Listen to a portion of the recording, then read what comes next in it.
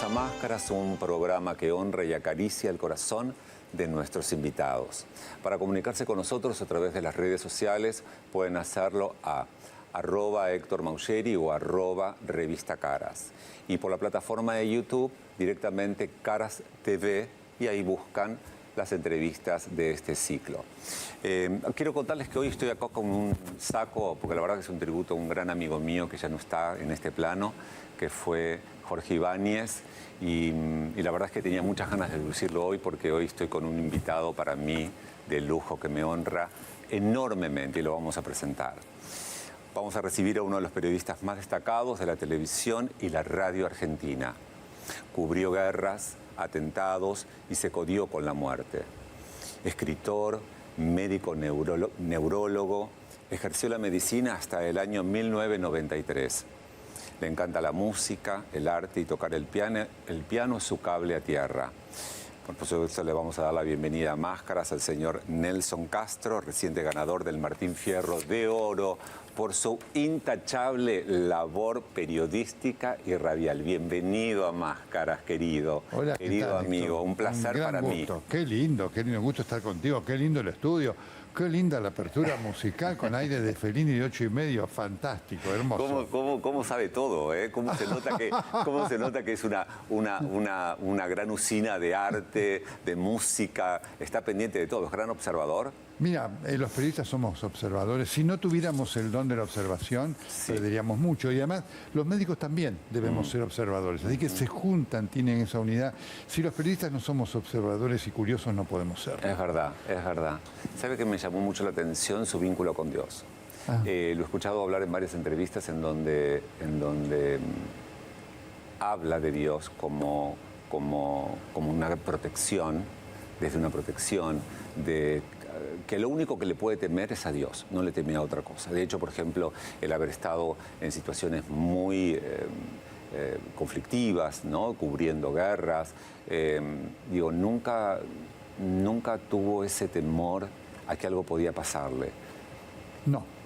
Y se lo agradezco, yo soy muy creyente y por eso lo cuento, ¿no? Como experiencia y como vivencia, y no para considerarme nadie distinto, sino porque cuando me lo preguntan le digo, mira, cuando enfrento esas cosas no tengo miedo, se lo agradezco a la vida, ¿no?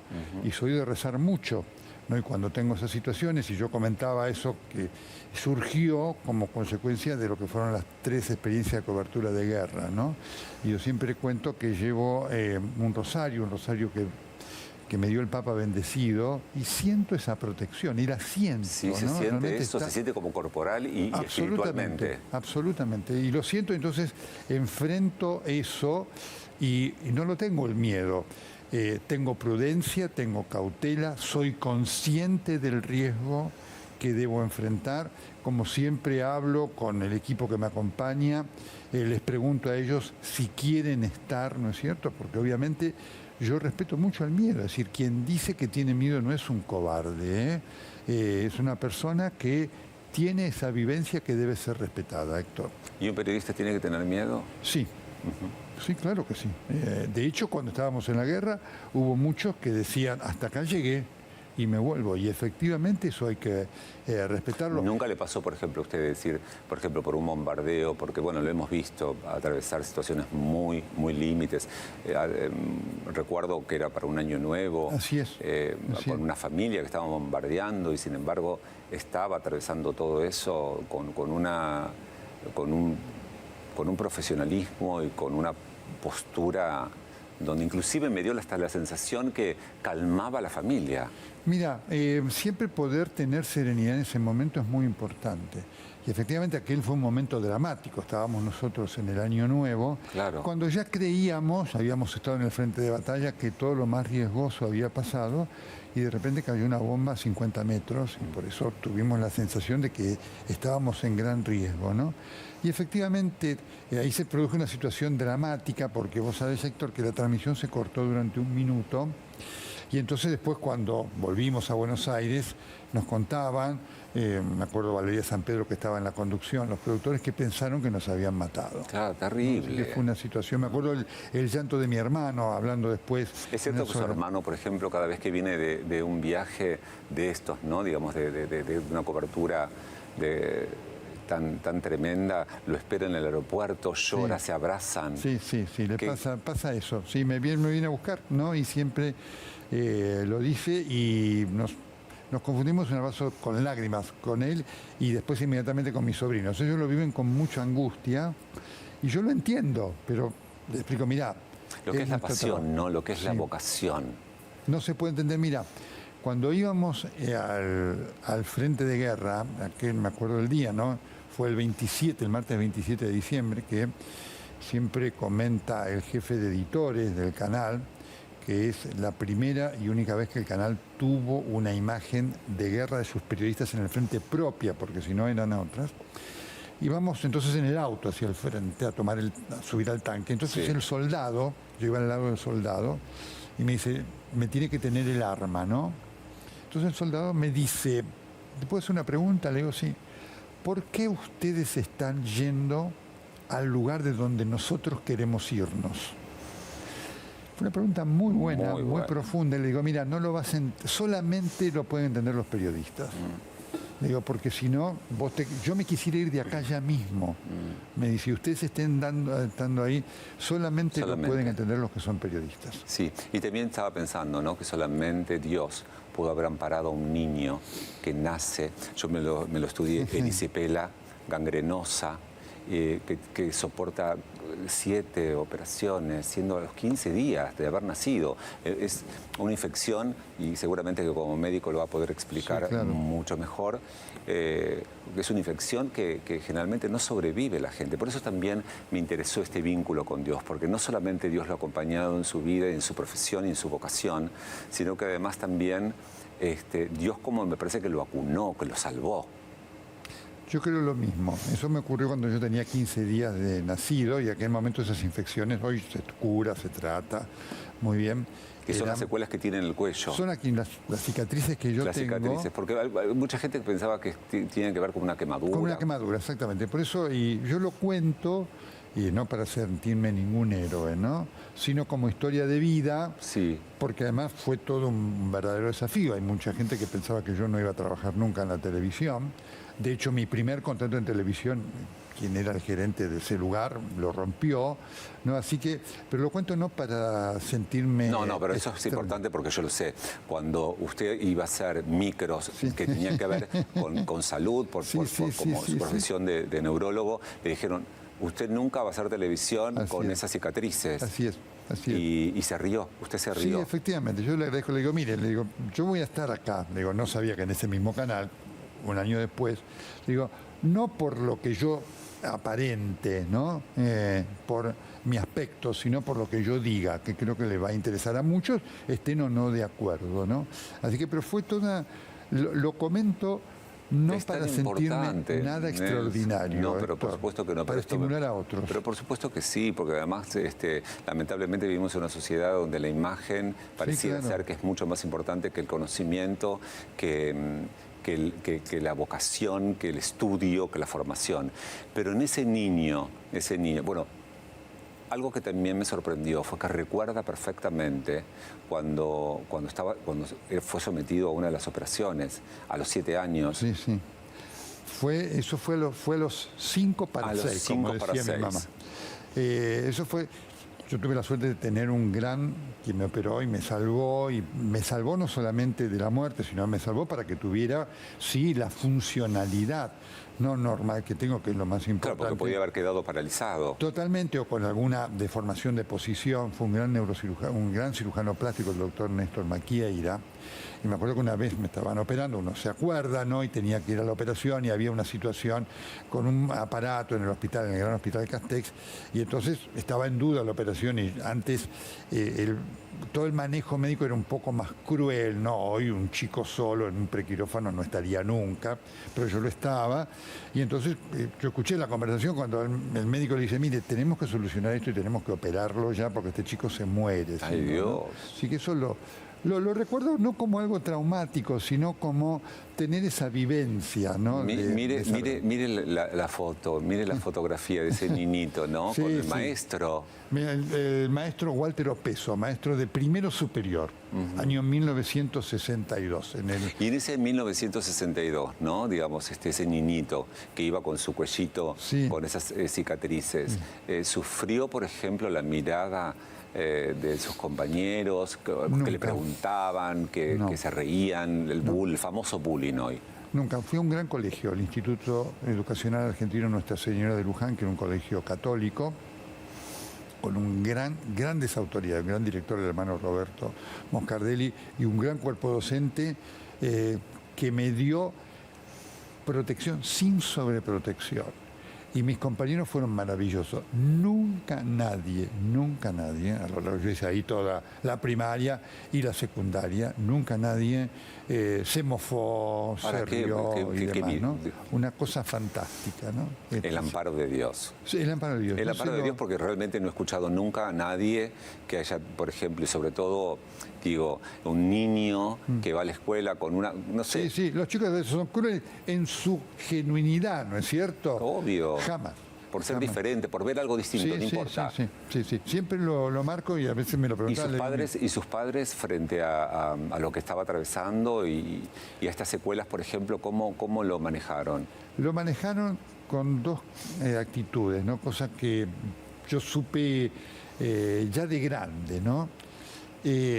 Lo manejaron sin sobreprotegerme, pero con la angustia interna de no saber cuánto eso iba a pasar, ¿no es cierto?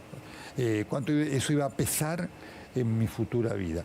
Cuando yo empecé a trabajar en la televisión, sobre todo, mi mamá, me acuerdo que el primer día se puso a llorar, entonces te confesó, mirá, teníamos una enorme angustia porque justo te gustó hacer eso, te hubiera gustado hacer otra cosa, no hubiera pesado, ¿no es cierto? Y entonces es algo que a vos te ilusionaba y siempre lo vivíamos con la angustia de saber si lo ibas a poder lograr. Así que me acuerdo el día que debuté en la televisión, ¿no? Qué gesto de amor, ¿no? Digamos, porque ese cuidado, esa libertad que le dio para vivir como un chico normal, sin hacerlo sentir diferente, dándole todas las posibilidades y ese llanto de amor porque lo atravesó todo. Sí, claro, ellos vivieron, tanto mi mamá como mi papá era más expresiva, mi papá era más duro para eso, ¿no? Pero lo vivieron hasta que, por supuesto, cuando la vida dijo, bueno, ya está, lo pudiste lograr, lo habían vivido con esa angustia, casi con una angustia inclusive que yo le decía culposa. Le digo, mira, no tiene nada que ver, le digo, pasó porque pasó, son las cosas que suceden en la vida. Pero fue una gran vivencia que además yo ahí lo comprendí, tuvieron que aguantarla 35 años hasta que... ¡Ay, pobre! ¿No es cierto? Qué grandes padres, ¿no? Tuvo. Grandes padres, muy sencillo, mi papá era carpintero, mi mamá ama de casa, pero con valores. ¿Es cierto que su papá hacía ataúdes? Mira, mi papá era artesano, así que entre otras cosas hacía eso, sí, hacía ataúdes, era un hombre muy capaz. ¿Por qué digo esto? No, porque todo está siempre ligado a lo mismo. Tiene que ver con eso, con la muerte, con el final, con la vida, con la protección de Dios, con un chico que casi se muere, pero que fue rescatado. ¿No? Porque de verdad yo creo en eso, creo que todos tenemos una misión. Bueno, sí, por supuesto, yo también soy creyente en eso, ¿no? Yo tenía una enorme convicción en que mi camino era esta.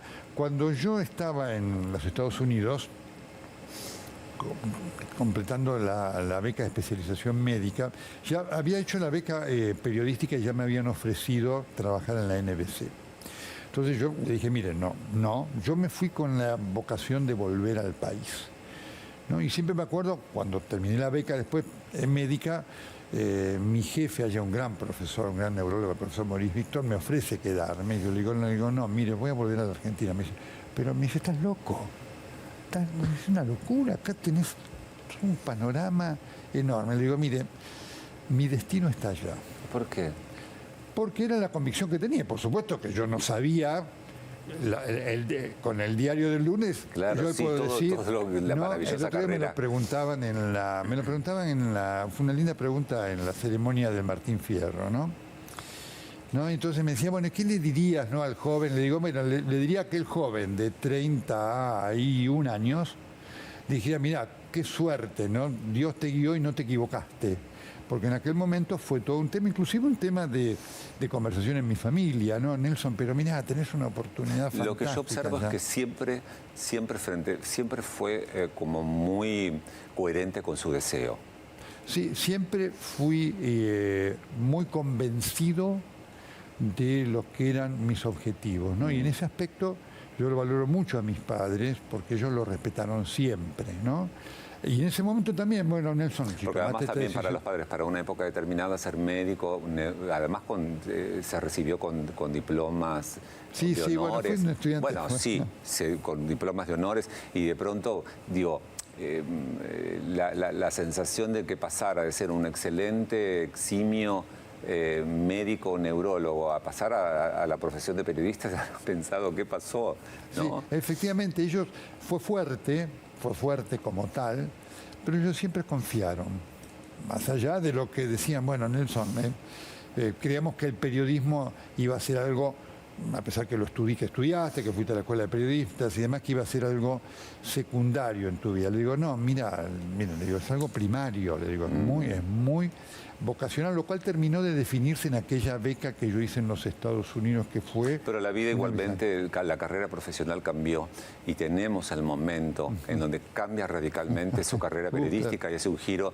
de 360 grados. Vamos a verla, por favor.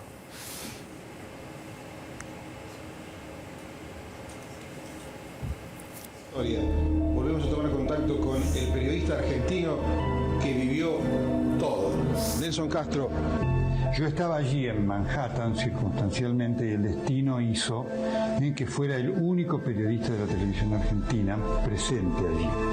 Por lo tanto, esa cobertura significó una enorme responsabilidad, no solamente porque tuve la noción clara, como tuvimos todos, de que ese día cambiaba la historia del mundo, sino porque también todos estuvimos en la convicción de que estábamos en presencia de un hecho único e irrepetible.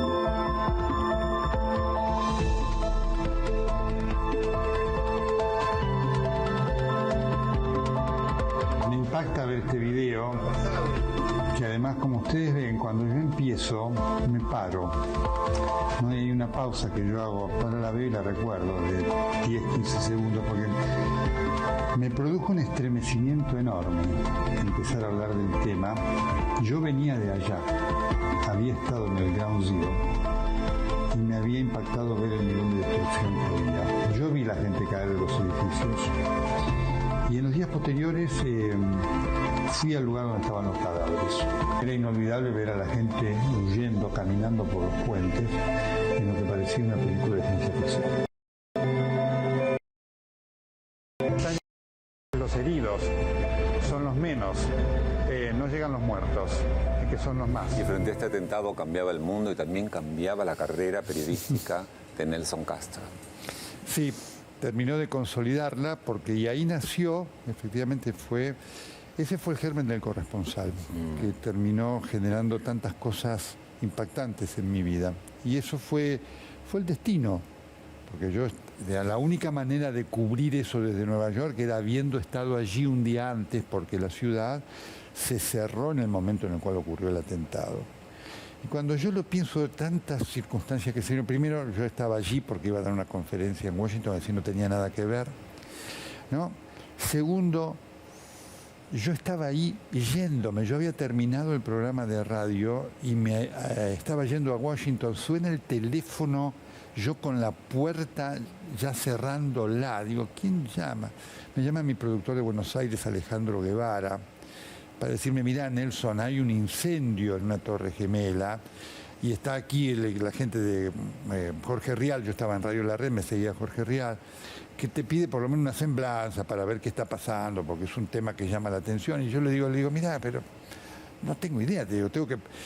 Bueno, entonces me insiste, le digo, bueno, mirá, le digo, tengo 15 minutos, le digo, más, así que déjame que voy a prender los televisores, que yo tenía 3 televisores, porque hacía programa de radio de ahí, le digo, me informo, le digo, y hacemos una salida breve. No, sí, Nelson, perfecto. Digo, cuando estamos haciendo la salida al aire, yo transmito al aire el impacto del segundo avión. Dios. Y ahí tomamos conciencia de eso. ¿Qué quiero decir con esto? Por eso digo, hay algo que te guía, ¿no? Si yo me hubiera ido, el llamado hubiera ocurrido 5 minutos después, yo me hubiera ido del hotel, hubiera tomado el tren a Washington, no hubiera podido volver a Nueva York porque se cerró por 5 días. Así que... No, y también esa otra cosa que cuando yo estaba mirando recién el tape que decía, estuve en Ground Zero, vi la gente, o sea, que podía haber pasado de todo, porque también había estado en esa zona. Así es. Por eso creo que está como todo conectado. Yo lo creo. Vos sabés que es una convicción que tengo, por lo menos en mi vida ha ocurrido. Ha ocurrido algo que cuando vos lo ves, digamos, algo me llevó. Y también me parece que es importante darse cuenta de esas señales. Sí. Porque hay gente que no se da cuenta, pasa la vida y no presta atención de lo que la vida le está marcando. Efectivamente. ¿No? Efectivamente. Y siento que por lo que estamos hablando, su vida siempre estuvo hubo como un camino marcado. Así es. Un camino marcado. Así es, donde estuvo también la adversidad. Y porque siempre uno, ¿no? Y siempre a veces se lo digo a los jóvenes, ¿no? Te ven con una carrera que afortunadamente ha sido exitosa y está la idea de que, bueno, fue todo. No se puede construir éxito si no se sabe enfrentar a la adversidad. Todos hemos tenido fracasos. Todos hemos tenido fracasos. Sí. ¿Y cómo se ha enfrentado con su inteligencia y además ahí sí, aprovechando el neurólogo? Sí. ¿Aprovechó el neurólogo, sí, por claro ejemplo, sí. recurrió a él para enfrentar la adversidad y el fracaso que generalmente trae cierta angustia, cierta impotencia y mucha injusticia? Esto es un medio muy, muy hostil. Me ayudó mucho la personalidad, efectivamente el haber sufrido en la vida cosas y tener que enfrentarlas de chico, creo que me dotó ese temple para vivir las cosas sin dramatismo, con comprensión de los hechos. No siempre uno cuando hay adversidad cree que hay una culpa ajena, ¿no es cierto? O una culpa, o que uno nada tiene que ver en eso, o que no ocurrió. Siempre yo digo, mira, le digo, por algo está ocurriendo esto, por algo está ocurriendo esto, de algo no hicimos bien, o algo, digamos, es necesario que pase para confirmarnos, o en el acierto o en el error. Y eso significa tener que aceptar que o tenés que dar un paso al costado o que esto no salió como vos querías, ¿no? Así que yo eso lo... No, y además también lo he convertido en una persona, digamos, que todo el mundo dice que tiene un gran sentido del humor, que es un gran optimista, que se ríe hasta de las no sé, de situaciones que por ahí... a otros serían dramáticas. Y sin embargo, ¿eso es cierto? Sí, pero bueno, vos estuviste con Tarico, con Ariel. Ariel a mí es alguien a quien no solamente yo quiero y admiro, sino que me ha permitido ver todo esto. Fue muy interesante cuando empezamos a trabajar con Ariel, sí. ¿no? Porque vos sabés que la gente me decía en la calle, pero qué barbaridad, no sabíamos que usted se ríe. Le digo, mire, sí, yo me río, le digo, hago las cosas que hace todo el mundo, le digo, voy al baño, hago esto, hago lo otro, le digo, yo me río. Bueno. Digo, me tocan analizar cosas que no dan para la risa, ¿no es cierto? Pero a mí me encanta, digamos, reírme de cosas y reírme la de mí risa mismo. que tiene es una cosa que... la risa que tiene es algo superior, porque ayer se reía Tarico, como se ríe usted y yo casi me desmayo. No, pero a mí cuando yo lo veo a él riéndose, me da un ataque de risa también. Sí, ¿no es muy gracioso, es muy gracioso. Sí, sí. No, pero además es cierto, porque tiene que ver con que, y esto me parece que me va a dar la razón, digamos, hay una imagen de solemnidad. Sí, sí, Usted dijo sí, una sí. palabra que a mí me llamó mucho la atención, que es pétrea, ¿no? Sí. Como de piedra, Sí, como totalmente, sí. insensible. Absolutamente. Como que las cosas son así, que la gente por ahí le puede tener tanto respeto que le puede llegar a tener temor y eso termina nunca acercando a la gente. Por supuesto, por eso el hecho de que se dio con Ariel Tarico cuando lo pudimos convencer de venir a hacer la tarde en televisión, que marcó un cambio en la televisión, en las tardes de televisión del cable, ¿no es cierto?, de insertar el humor. Pero yo lo disfruté enormemente, entonces él decía, le digo, y vos me vas a imitar a mí, le digo, vas a imitar a mí con todo lo que significa el humor, siempre tiene algo de irónico, una cosa de burla, porque todos tenemos nuestro Si hay un costado. corrimiento. Sí, le digo, vos hacelo con todo, le digo, así que y nos vamos a matar de esternillar de risa. Y entonces efectivamente produjo un enorme... Y nunca, por ejemplo, se sintió, no sé, no digo ofendido, pero por ahí algo que no le gustó, nada. No, jamás. Y como él te lo dijo, y jamás hubo una conversación de decir, mira, hoy voy a hacer tal cosa. Vos hacés lo que quieras. Nosotros ahora vamos a ir a un corte. En el próximo corte, ¿yo lo puedo tutear? Sí, por supuesto. Por supuesto. Bueno, vamos. Te agradezco. Vamos a un corte y volvemos. Bueno, y ahora sí seguimos con nuestro querido Nelson, que lo voy a tutear. Por supuesto, Héctor. Una de las cosas que a mí más me conmovieron es cómo te conectás también con el arte y con la música y tu amor por el piano. ¿Sos casi un concertista? No, estoy lejísimo. Para ser un concertista debería estudiar 5 o 6 horas por día y tener un talento que no tengo. Pero lo disfruto enormemente la música. Yo fui concertista de guitarra, de conciertos, estuve a punto de estudiar dirección de orquesta en el Teatro Colón y eso, pero los tiempos no daban, ¿no es cierto? Pero sí, la música es ¿Y el algo... hecho, por ejemplo, de tocar, tenés un piano muy antiguo en tu casa? Tengo un piano Steinway del año 50, digamos, de gran calidad, ¿no? Así que... Y hay algo que me llamó la atención que vos contaste, que tenés debajo del piano, ¿qué tenés? Hay una maceta, digamos, para dar humedad y evitar que la madera se seque y se raje. Así que eso hay que tener una plantita siempre. Sí, una plantita que está de interior, que eso el afinador, el maestro Carlos Vaqueiro, que es fenomenal, afinador de la Sinfónica Nacional y demás, me dijo, mire, póngale esto aquí porque entonces el piano no se va a quebrar, la tabla no se va a quebrar y se va a mantener intacto. Y cuando llegas a tu casa, por ejemplo, y como decís que es un cable a tierra y te desconectás, ¿qué es lo que preferís tocar y qué te pasa cuando estás tocando ese piano? Mira, yo habitualmente toco antes de irme al canal, toco al mediodía, ¿no? 40 minutos. Antes tocaba un poco más, pero ahora con Telenoche y toda la exigencia, yo siempre voy a las reuniones de producción, así que tengo unos 20 minutos menos. Mira, hago algún ejercicio, tengo el estándar para decir, bueno, esto lo tengo que tocar siempre porque es lo que me mantiene la realidad. Y en realidad me gusta tocar de todo. Me gustaría tener un repertorio mayor para el cual tenés que tener más tiempo. Ahora, por ejemplo, estoy estudiando una hermosísima obra de Ernesto Lecuona. Es difícil conseguir partituras de Lecuona, que es Damisela Encantadora, que es una obra hermosísima. Pero es difícil conseguir a veces partituras. Lo mismo me pasa con las partituras de dirección de orquesta, ¿no es cierto? Que a veces son complicadas para... ¿Y tenés contacto, por ejemplo, con otros directores de orquesta? Mira, obviamente tengo... Ahora puedo ir menos al Colón, ¿no es cierto?, por los temas horarios, ¿no? Pero sí, conozco varios, digamos, siempre tuve el gran gusto de estudiar con el maestro José Carli, un genio de la música, ¿no es cierto? Pero también queremos contar a la gente que no solamente él toca el piano en su casa, sino que se dio el gusto, porque además eso sí tiene que ver con la sanación de... Vamos a verlo y él lo va a contar. ¿Dónde tocó? Uf.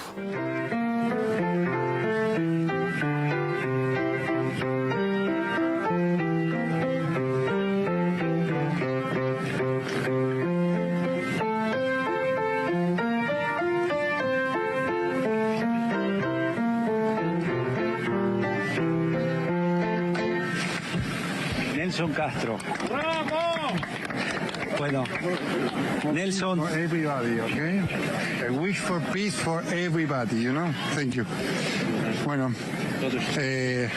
si usted está en vivo, no sé, yo le quería preguntar algo para Córdoba. Bueno, ¿qué nos puede decir de lo que está viviendo? estoy muy conmovido por todo esto y ver lo que la gente, thank you very much, here's the piano. Lo que representa la música, ¿no? Como lenguaje universal que une y conmueve a todos. Y estos pueblos en donde este hecho de haber pianos en los lugares públicos habla de la cultura de estos pueblos. Y yo siempre tengo una frase que dice así, no es mía, ¿no? Es de William Shakespeare, donde mueren las palabras, comienza la música. Y hay un agregado que dice así, donde reina la música, vive la paz. Y ojalá esto pueda ser un mensaje que entiendan. Donde reina la música, reina la paz. Qué increíble. Es que no es nada casual, te vuelvo a repetir, nada casual. Digamos, hiciste lo que hiciste, viste todos los mensajes de tu vida que pudiste observar y llevas hasta la música, algo que está en tu vida, en tu ser, a una plaza de Ucrania dando un mensaje de paz. Y además qué emoción, ¿no? Porque esta cosa de que se te haya ocurrido tocar ahí, solito. Pues lo veo y se me pone la piel de gallina. Es que es muy conmovedor. Porque nunca lo imaginé, ¿no? Y la gente ahí, porque eso después continúa, la gente se acerca, te emociona. Y generó un hecho, cuando toqué el piano ahí, y antes el día que había tocado en La Frontera, que también me emociona mucho. Termino y eso sale al aire y me manda un mensaje Joaquín Manuel Solá. Sí. Y me dice, mira, te escribo porque quiere hablarte Magdalena. Mira, me emociono. Las dos personas que siempre fueron tus referentes. Totalmente. Y me dice, Magdalena te acaba de ver, está llorando. Wow. Y fue una cosa que se me cayeron las lágrimas. Me dice, no la llames ahora porque no va a poder hablar porque está llorando.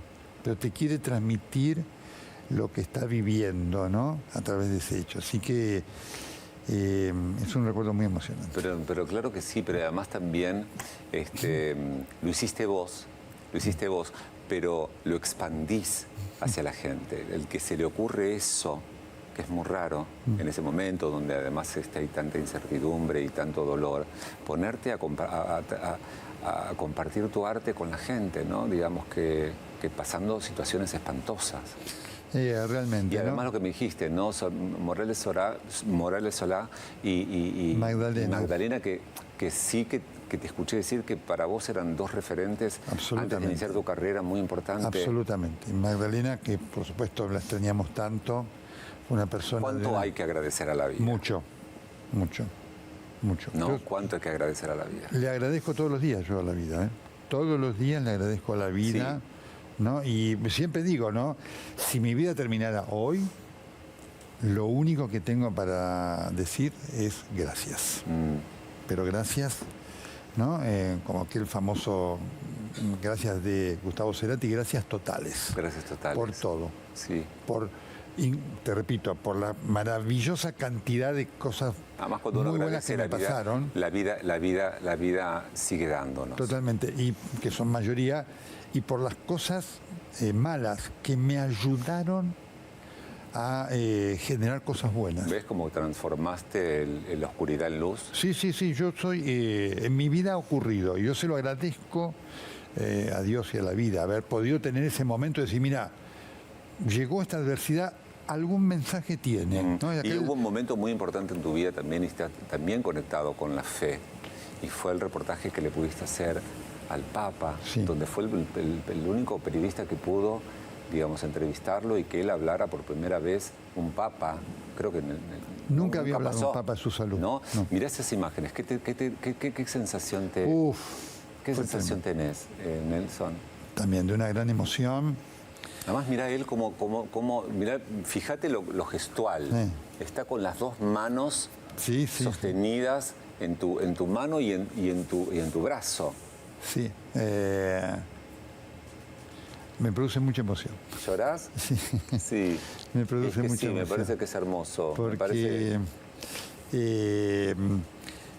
también fue un regalo de la vida. Imagínate, nunca pude haber imaginado, me utilizo otra vez la palabra, que la vida iba a hacer que yo fuera el primer periodista en la historia del papado que le hiciera un reportaje a un papa hablando de su salud. Nunca. Era una cosa que siempre me acuerdo, cuento la historia, cuando el Papa va a Río de Janeiro, una circunstancia con un chico Matías, a quien le mando un saludo enorme, porque está luchando por su vida con una bravía fenomenal.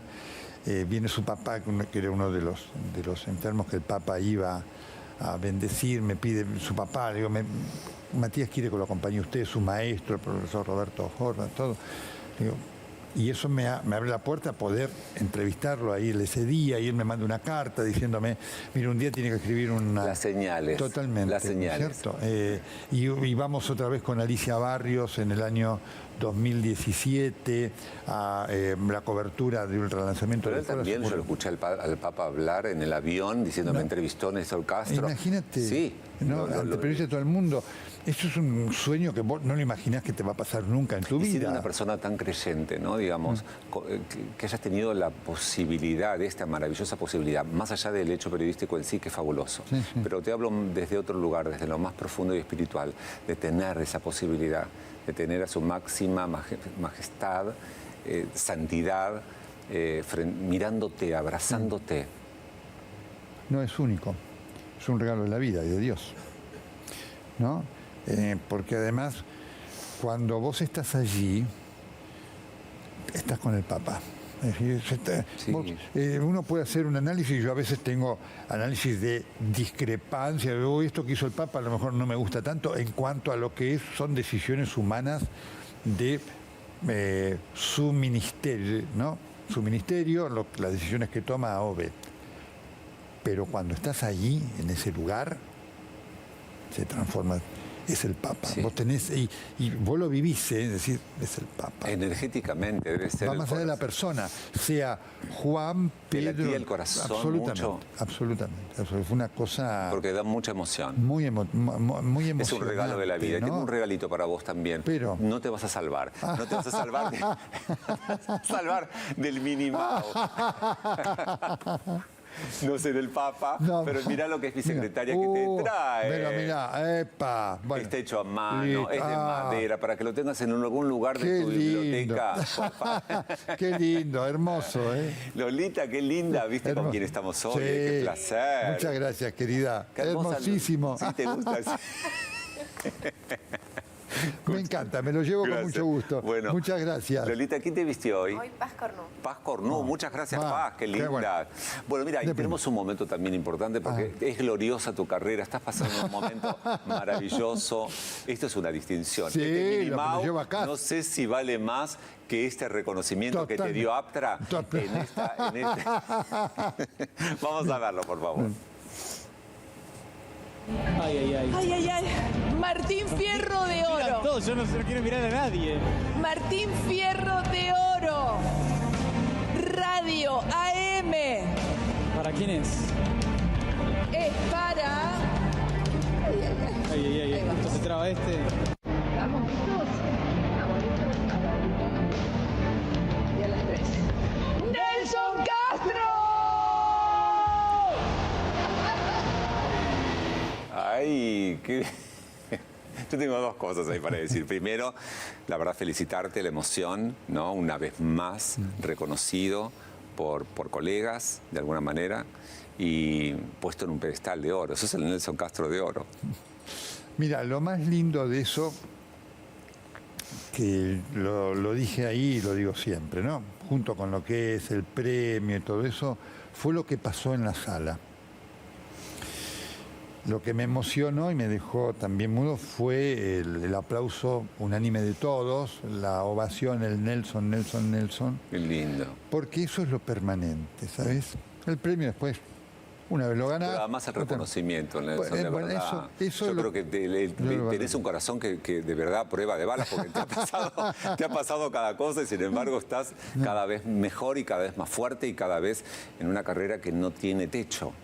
Eso se lo agradezco a la vida. Y eso fue lo que agradecí ahí ese día, Y ¿sabes? además me llamó la atención, escúchame, ese abrazo justo escúchame, en el final, la primera que te abraza es Fátima. Sí, fue tan divertido ese día porque veníamos del día anterior de hacer la nota que había generado un batifondo del cual yo me entero ahí en ese Te momento. atendió con peluca vestida de Madonna. No, sí, claro. Así que, porque estaba ahí en medio del ensayo, estaba con la tensión del ensayo, se hizo la nota que fue impactante.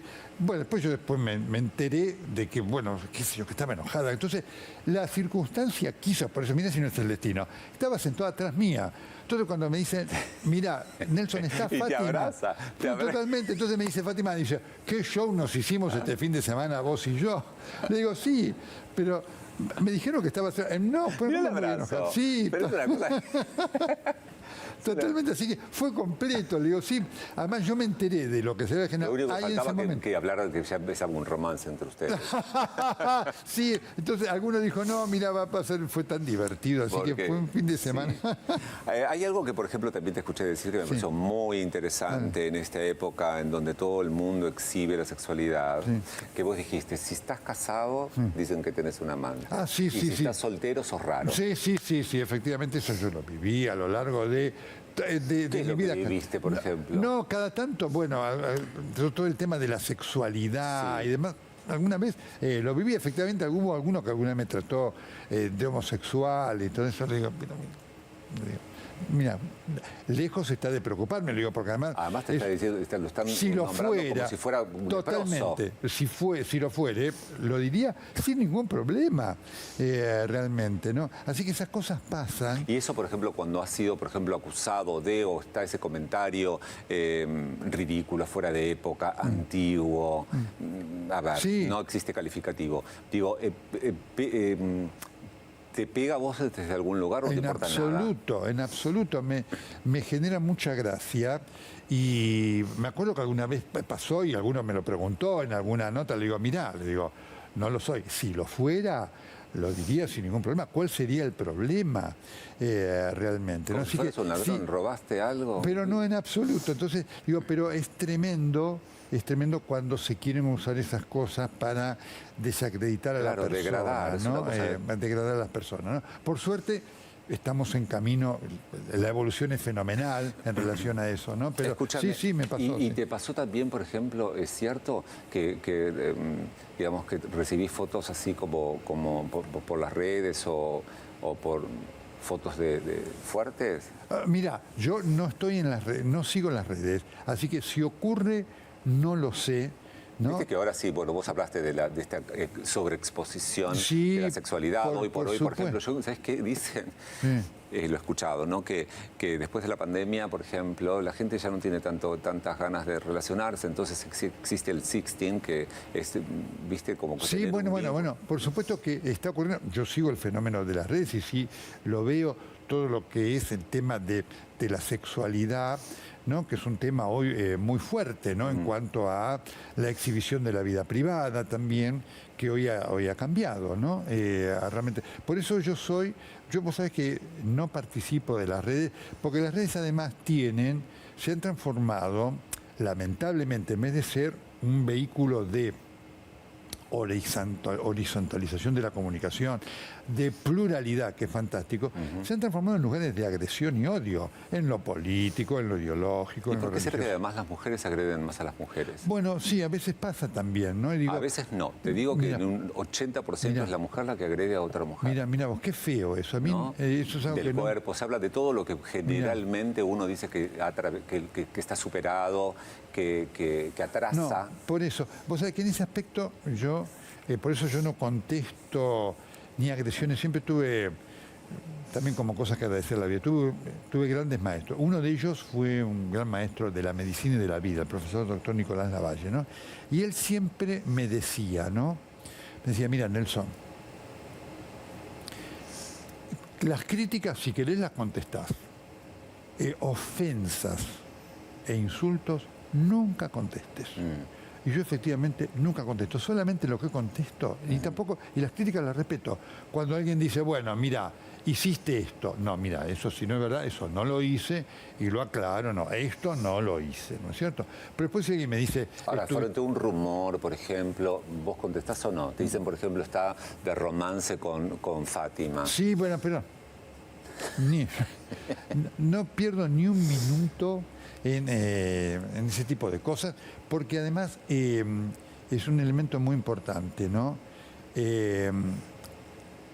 la verdad te da una seguridad fenomenal, ¿no? Entonces yo cuando algo no es, ni me preocupo en contestar, le digo, mira, los hechos van a hablar por sí. Y por otro lado, aclarar algo que en realidad no tiene que ver con uno, es un desgaste. Absolutamente, ¿no es cierto? ¿No? Entonces, porque además hoy vos te encontrás con esto, de la posverdad, que vos podés desmentir algo, el que te quiera creer te cree y el que no, no, aun cuando muestres la evidencia. Por lo tanto, yo las cosas solamente aclaro para decir, bueno, mira, te adjudican cometer un delito. No, esto no lo hice por A, por B, por C, por D, me ha pasado 2 o 3 veces, y nada más. Después todas las otras cosas No te importa nada. no le presto la más Me mínima encanta. atención, porque es energía negativa, ¿sabes? Que además inútil, porque decir, le digo, mira, ¿qué voy a generar con esto? Nada.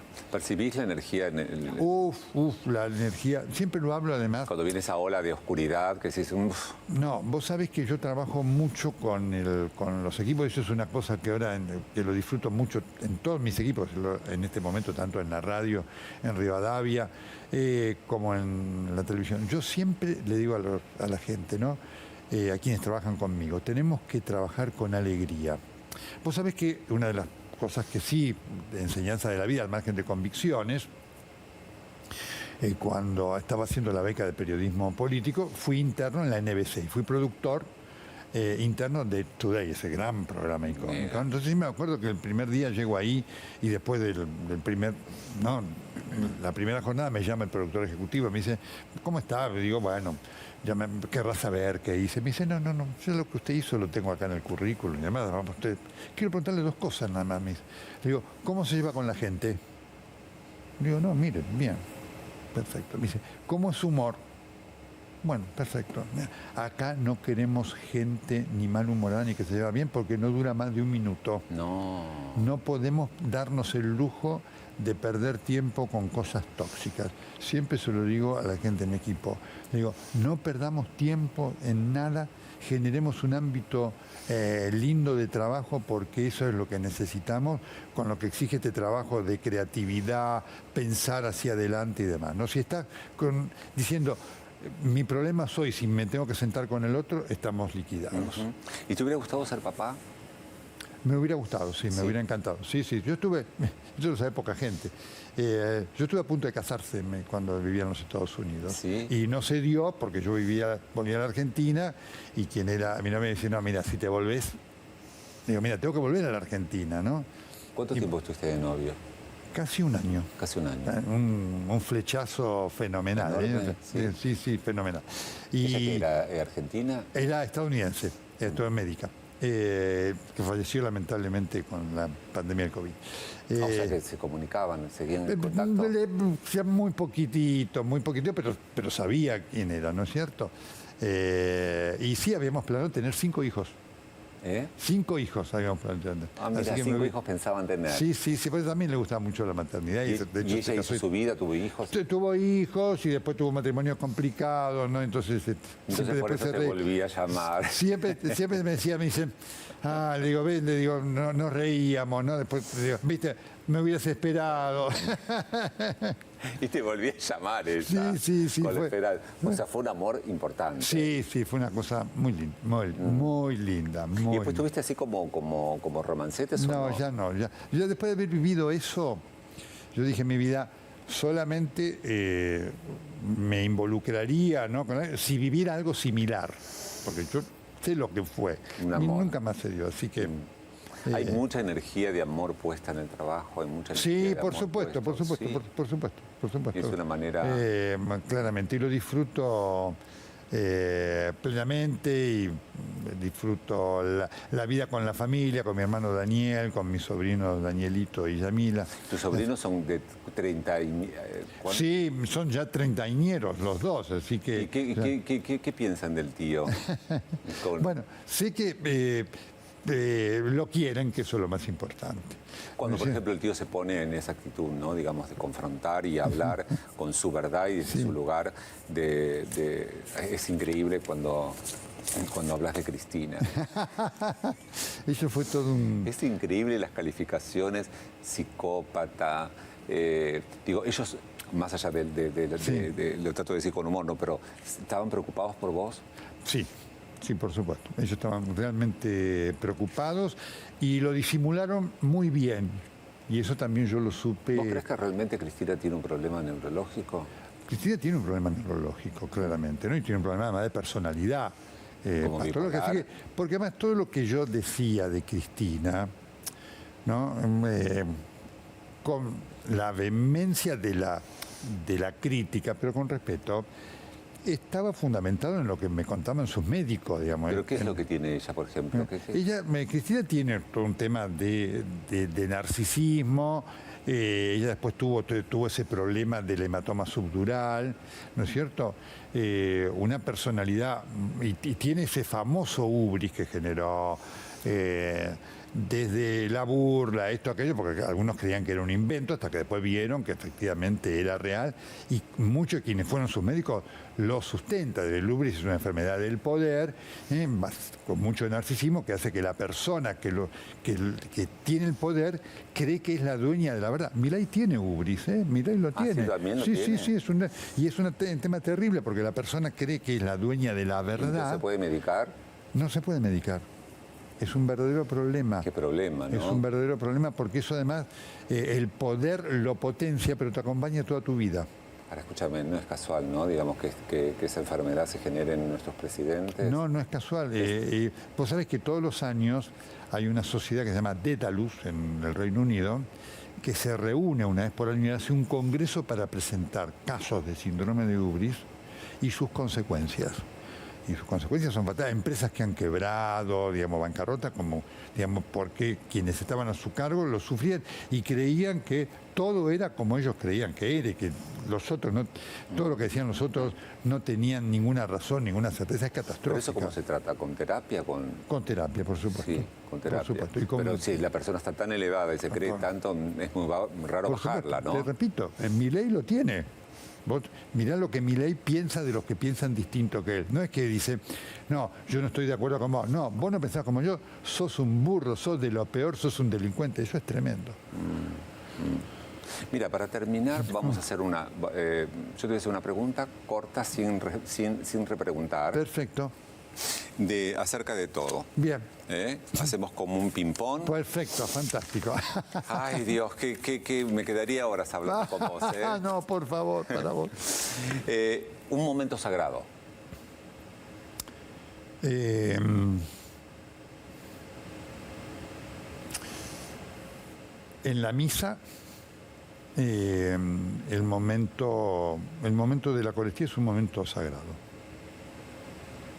Yo insisto que esta nota está toda vinculada a tu vida, y tu vida está vinculada directamente a Dios. Sí, sí. Cuando rezo lo vivo como un momento sagrado también. ¿La última vez que lloraste? Casi lloro ahora, cuando veo lo de Ucrania y el recuerdo que eso me trae. De una sensibilidad, sos un tipo vulnerable y sensible. Sí, lo soy y no lo oculto. Sí. ¿Qué es lo más lindo que tiene la popularidad?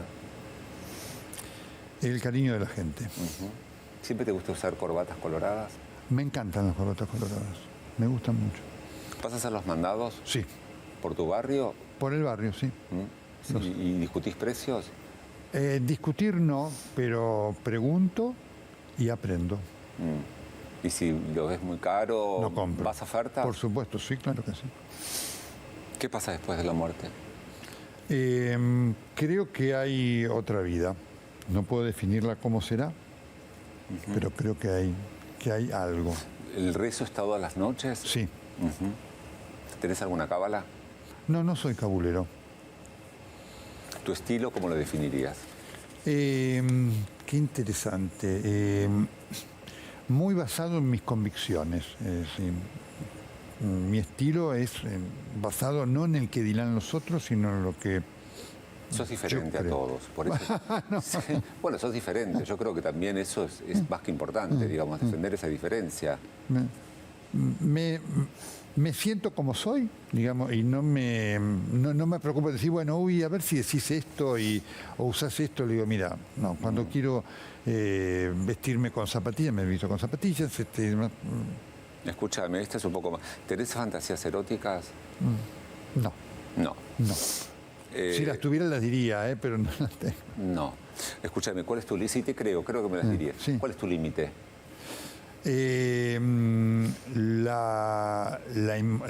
Mi límite lo pone la moral. La moral. ¿No? ¿Correcto? ¿Cholulo? No. No. ¿Un director somete o conduce? ¿Un director? ¿Somete o conduce? No, conduce, no. Hoy, quien somete no dirige, manda. Son dos cosas distintas, ¿no? ¿Slip o boxer? Las dos. Los dos, sí. ¿Coloridos o más discretos? No, blancos en general. Blancos. Sí. ¿Comida preferida? Me encanta mucho la verdura y en ese aspecto a mí me gusta cocinar. Cuando hago de cocción, más allá de las milanesas, esas que me gustan, los canelones de verdura. Si tuvieras que hablarle a Dios, por ejemplo, y lo hacemos desde esa cámara, ¿no? Que Sí. es la tuya, ¿qué le dirías? Una sola palabra. ¿Cuál? Gracias. ¿Te lo puedo decir yo? Gracias con un abrazo. No, gracias a vos. Quiero abrazarte y decirte Gracias, querido. Un placer Qué lindo, enorme. gracias. Un placer Gracias por- enorme, para- enorme, enorme. Para mí eso es un maestro. te Gracias por admiro. tu cariño. No, y fue una clase magistral. Espero que la gente No, sí. gracias por tu cariño, querido. Gracias. Un aplauso, por favor, le damos. Para ustedes, gracias.